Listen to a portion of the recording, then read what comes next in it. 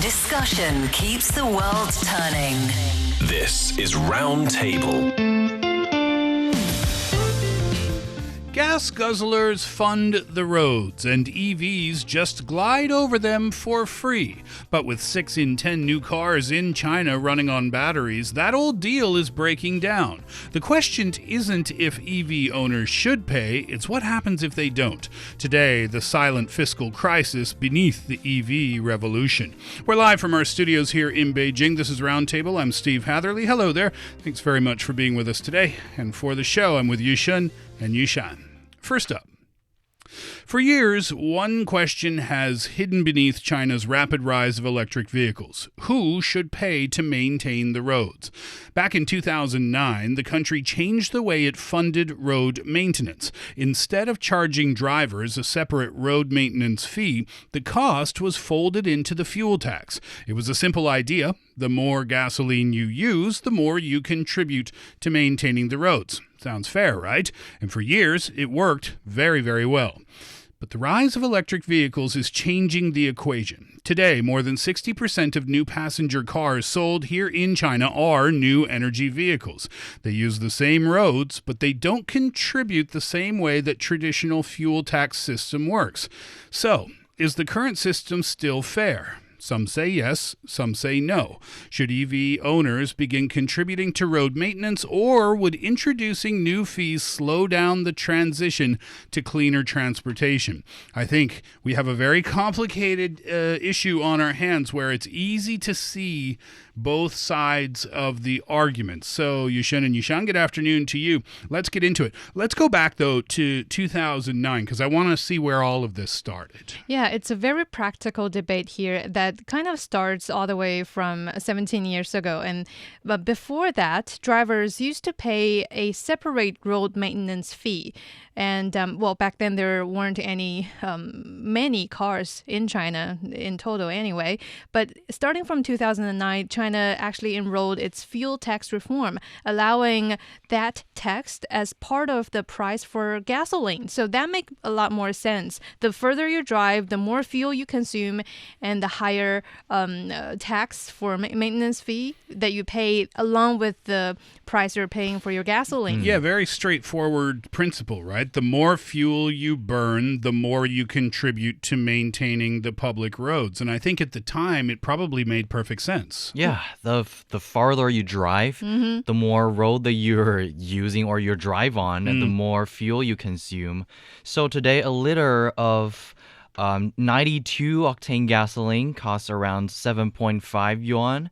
And more than 3 yuan of that comes from various taxes and fees, which means that these things are included in the money that you pay for when you fill in your car. So every time the gasoline drivers fill up, they're also helping pay for the whole road network here in China. It worked at that time, 17 years ago, because the majority of, if not all the cars on the road, I don't know the percentages at the time, were using gasoline. Yeah. So it was a system that made sense to everyone, including the drivers. Right. And nowadays, however, 17 years later, we have so many EVs out there exploded in popularity, and they don't consume gasoline, meaning that they're not taking part in the contribution of that tax, meaning that, all the EVs running out there, they're only riding on the road instead of helping maintain them.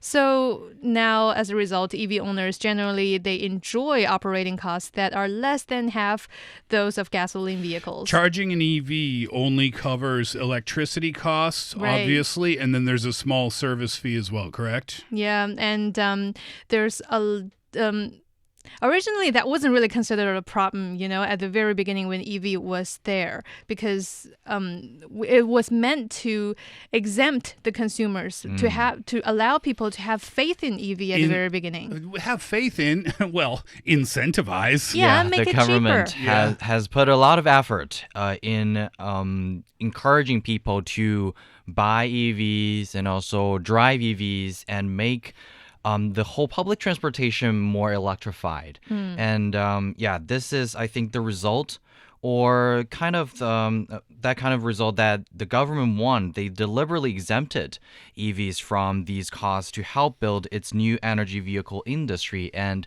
not only this, even before you buy EVs, they will tell you, okay, there used to be some incentives when you buy EVs. Some taxes will be exempted. Yeah, and that would be a very significant incentive, wouldn't Right. it? Because, trying to convince people at the time to switch over to EVs would have been a little bit of a challenge. We talk about the infrastructure that's put in place now, Yeah. the grid system, the charging stations, things like that.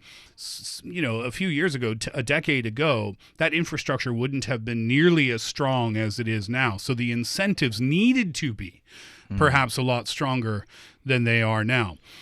Now, when we fast forward to 2026, let's get into the issue here. A lot of people aren't happy with this system anymore. Yeah, because this is according to official data too, that every 10 new passenger cars sold nowadays, 6 are EV. So if EV is taking the majority of the cars running out there on the road, then yeah, people, of course, they feel like this is turning to the other side. Like you guys are enjoying a lot of the incentives and now you kind of need to contribute. It's time for you guys to contribute too.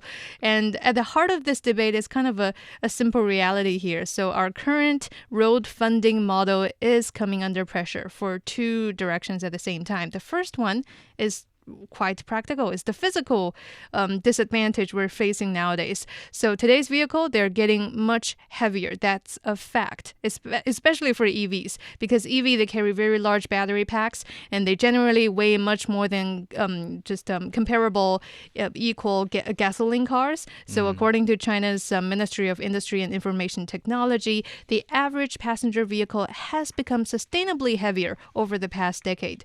So for example, one SUV model type from, I think it's from Huawei, under Huawei's collaboration system, weighs almost more than 3.8 ton, which makes it even heavier than a light-duty truck.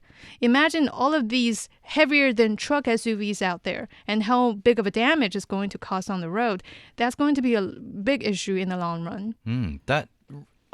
I didn't realize that it could cause such a big problem. Yeah. Because nowadays it feels like SUV is a very popular model here in especially China. for EVs. And the road, we can see some of the roads, there are little like waves. That's probably caused by some of these really heavy trucks that go through it every day. But I've never thought of it that the electric SUVs or a lot of these heavier cars are causing the problem.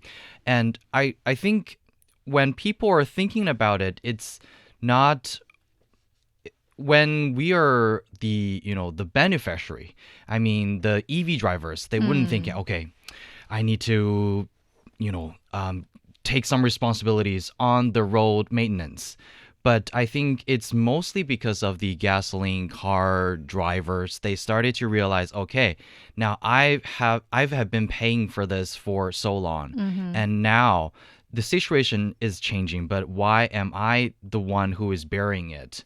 And how can it still be the problem when a lot of the EV car drivers are on the road? So yeah, and that's one side of the argument is that anyone who's using the road should contribute to paying for road maintenance. Right. That's one side. The other side is a little bit different. They point out that these heavy gasoline-powered SUVs, for example, if you want to talk about SUVs, they've been on the road for years, and the other argument there is that gasoline drivers, they're not just paying for road maintenance, they're paying for their impact on the environment, too, and the environmental cost of burning fossil fuels and things like that. Yeah, the weight of the vehicle has come into question, and it matters because we're talking about road damage here, right? And when roads get damaged, then they have to be repaired.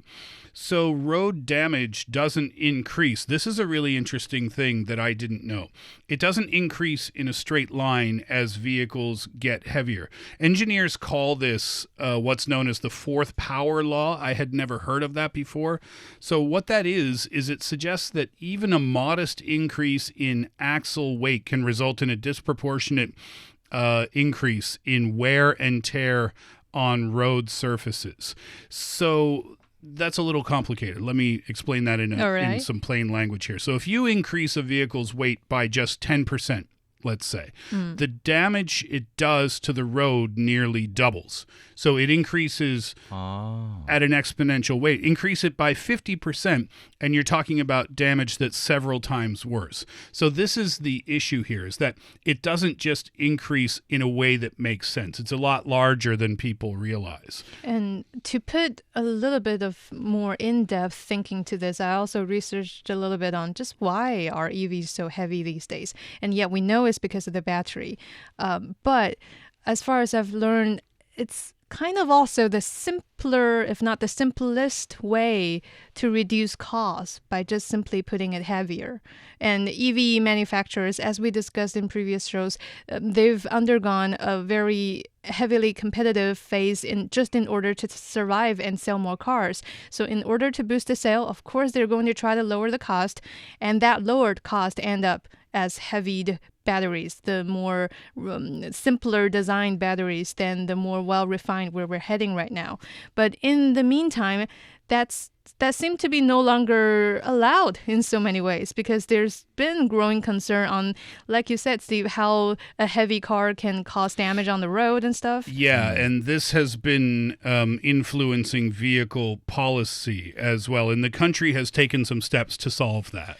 Yeah, so to encourage manufacturers to build lighter and also more energy-efficient EVs, China introduced the world's first mandatory national standard limiting how much energy electric passenger vehicles are allowed to consume. And it took effect at the beginning of this year and set different efficiency targets based on vehicle weight and also technology, encouraging companies to improve the efficiency rather than simply fitting larger batteries for longer driving range. I mean, it makes sense, right? Mm-hmm. It feels like we got into a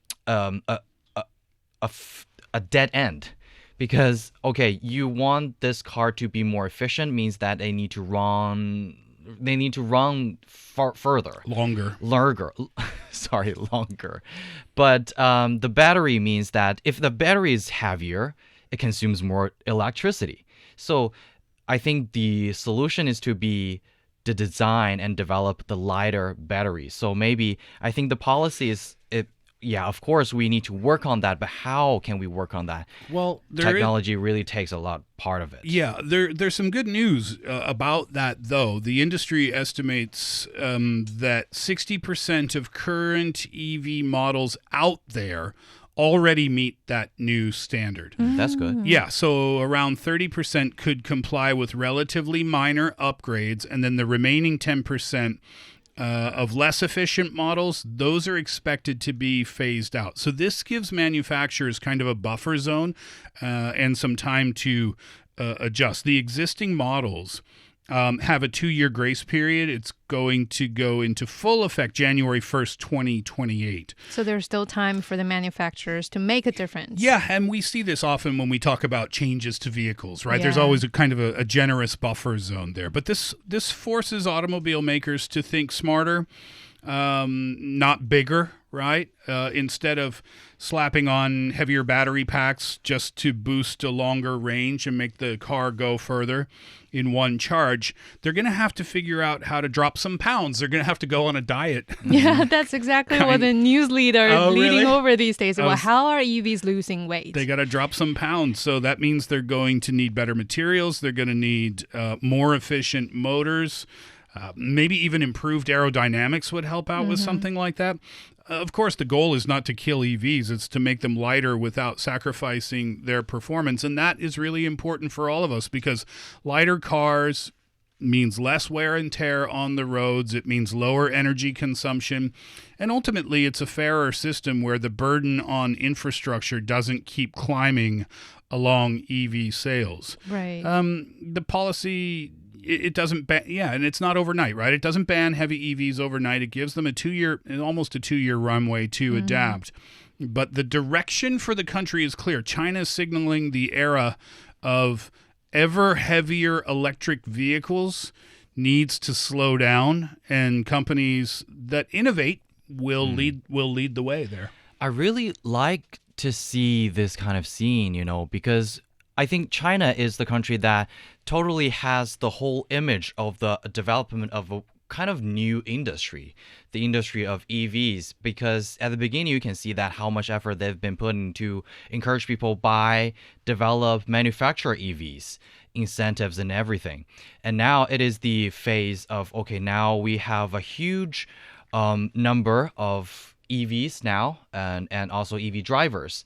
It is the second stage, or the next stage is trying to solve some of the problems during the development. One of the problems is financial. Yeah. Because if road maintenance fees come from a gasoline tax, but you have 60% of all new cars sold being EVs, then fewer cars are contributing to that fund, meaning the fund is not being filled up as quickly as it used to. Yeah, and previously we talked about how many of the highways in China, they've reached to a point where they stop collecting fees from cars passing over. That's one thing to worry about. But when it comes to the day-to-day roads, not even on the highways, just the road, China is throwing in, ideally, theoretically, about 600 billion yuan every year, just so that all of the roads can be protected and well-maintained. But the reality cuts that by half. Right now, we only have about 300 billion yuan that's currently available, that's currently paid by gasoline cars drivers. That's a gap of 50%. That is huge. Yeah, and the situation becomes kind of complicated, even more complicated when we look at how China's road system is actually financed. Because, well, bear with me, there's going to be a series of numbers here. Only about 3.5% of the country's roads are toll roads, citing from 2021 data. And the remaining 95%, including national highways and provincial roads and county roads and rural roads, all of these are free to use. So they're not even charging you to pay for the maintenance fee. And all of that also comes from the 300 billion yuan paying out of the pockets of the gasoline drivers too. Okay, so where's the money come from then? Because you have less money going in through gasoline tax. You have the majority of your roads in the country that are free to use, which of course we appreciate. It's kind of annoying when you pull up to a toll and you have to pay. Nobody likes that. Yeah. Obviously, we need those, but still. So therefore, where's the money coming from? Well, as people pointed out, it actually comes from governmental funding, right?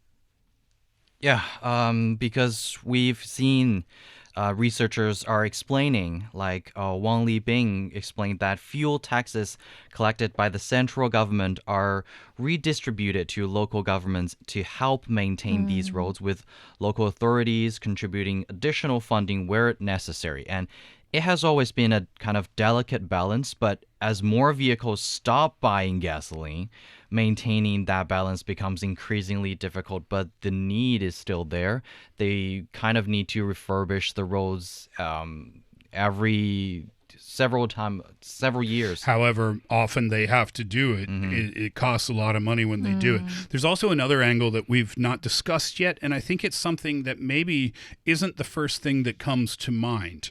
Private cars have never been the biggest contributors to the fuel tax revenue. Oh, yeah. Now, if you're listening and you're thinking, they haven't? Where would it come from then? Because I stopped this morning and thought, well, where are they coming from then? Taxis, buses, freight trucks, logistics vehicles, vehicles that spend, if you think about it, it makes sense, far more time on the road than your ordinary family car. So those have been adding up to a large share of fuel sales traditionally. But Here's the issue with that. Many of those high mileage vehicles, like taxis and buses and freight trucks, those are now switching to, yes, electricity. And in a lot of cities around the country, taxi fleets are almost entirely electric. Here's another stat. More than 90% of newly added ride-hailing vehicles are new energy vehicles. Those are on the roads all day, every day. Exactly. Yeah. Urban bus fleets have largely completed electrification as well.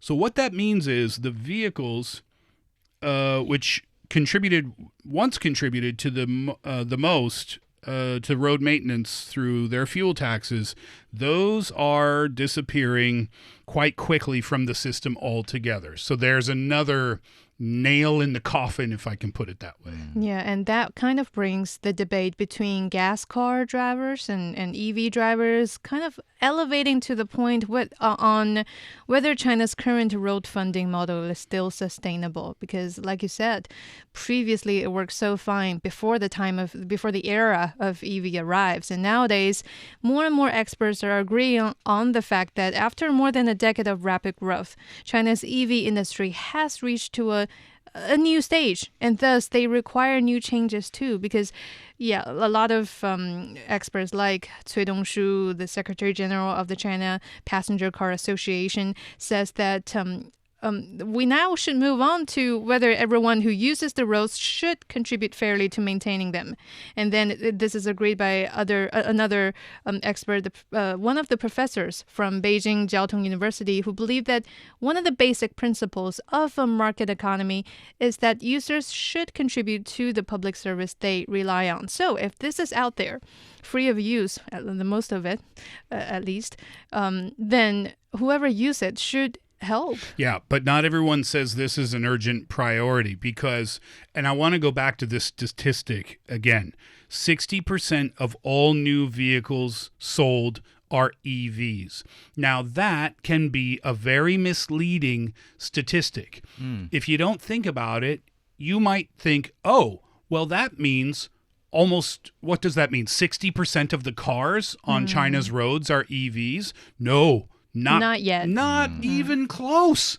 Not by a long shot. It just means that all the new cars that are sold, 60% of those are EVs. But think about the millions and millions and millions and millions and millions of gas-powered cars that are still on the roads these days.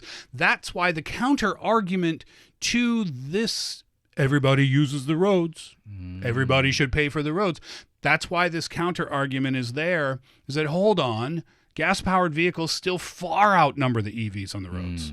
Because they are still there, because the cars can be probably used more than 10 to 20 years, and EV might be everywhere now, but they're actually not that many nationwide. And stats from Ministry of Public Security showed that by the end of 2025, China still had more than 300 million gas-powered vehicles, while new energy vehicles accounted for only around 12% There you go. of the whole country's total vehicle fleet. Yeah, right. And that's why they say it's not so urgent. Hold on. 88% of the cars on the road are still gas-powered. And that's why people are saying, or experts are saying, well, we don't need to make this policy change immediately. So, yeah, they're not there yet to be a big enough threat on the road in terms of maintenance. And of course, China isn't really facing this issue alone. This is a worldwide, kind of like a global challenge. More countries kind of transition toward EV these days, and governments worldwide, they are rethinking on how drivers should contribute to maintain their own public infrastructure. For example, in France, they have introduced a weight-based tax for heavier vehicles, partly to discourage increasingly oversized models, and we're on that direction too nowadays. And then for Norway, which is one of the world's most mature EV markets, they have gradually reduced many of its generous EV tax exemptions, meaning that, yeah, they've also moved out from the previous phase of just encouraging everybody to buy EV by giving a lot of tax-free policies, and introduce annual road use taxes for particularly heavy vehicles, including EVs. And New Zealand, too, they have taken a different approach, actually. Since April 2024, fully electric and plug-in hybrid vehicles in New Zealand have begun paying a road user surcharge based on the number of kilometers they travel, while gas cars continue to contribute through the fuel taxes as always. Yeah, so it is a worldwide issue, that is for sure. One thing I think that EV owners must be feeling, though, is almost like they're being penalized because or punished in a way, because the incentive was given to them to switch over. It feels like a bait and switch type thing. It's like when you look online for an apartment and you see this beautiful apartment, and then you go and the real estate agent says, sorry, don't have that one, but here's this more expensive one. It's kind of the same. I would feel kind of the same way. Oh, if you buy an EV, then you're going to have all of these wonderful incentives. And here we are, years later. Well, sorry, actually, it's going to cost you more money now because you're driving an EV. Would you not feel like that? It's a common sentiment. It's like they're being tricked or something. And then not only that, then there's another factor too. You're going to feel you're not going to feel incentivized to buy a new EV, right? The disincentive where, oh, well, I don't get that benefit anymore. Well, I'm just going to go buy a gas car. What's the point? Why would I bother buying an EV when there's no real standout benefits for me other than, better for the environment? But I care about my wallet. So how much is that going to be impacted? Exactly. Probably I am treating this problem more from a perspective of an ordinary citizen, because normally, no matter what I'm driving, or EV or a gasoline car, when we're going to the navigation app, we were trying to select the path that doesn't need to cost me a lot, or the cheaper or the free one. Or sometimes because during some big holidays, China's highway will let you go for free, and then that is the time most people will go drive. And then I think it is the time mostly people would think I would not think about, should I take the responsibility of the maintenance of the road, rather than I will just think, okay, I need to take advantage of the road if it is free. But the situation is that all of these policies, they're made through that specific time. And then I think now we are facing a big change of the whole industry and of the market. So probably the policy need to evolve with the whole situation as well. The perspective I take from a gas car driver would be detailed to this. So every month I pay about 300 yuan, which is not really a lot for gasoline because I don't drive my car that intensively. And judging from the ratio we just said, about 100 to 150 pays into that tax that help maintain the road. So imagine it's 120. And if it's 12 months, then that's perhaps a bit over 1,000 to 1,500 yuan every year for a driver like me, gas car driver, to pay into the road maintenance fee.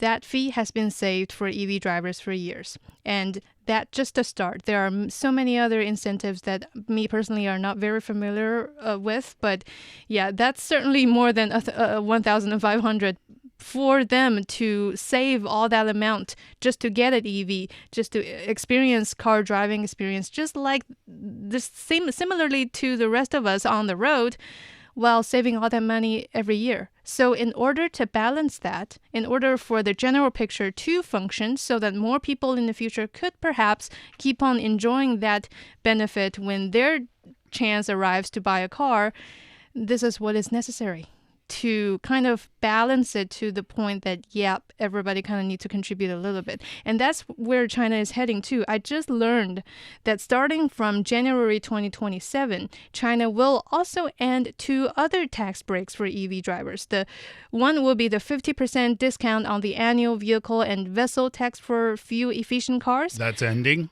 And the full exemption for eligible new energy vehicles, including EV cars, plug-in hybrids, and a few other models. So those taxes are already ending, the freeing of those taxes are already ending for EV drivers starting from January next year. We can only expect more taxes being, coming back for them in years to come. That's how I perceive this whole picture.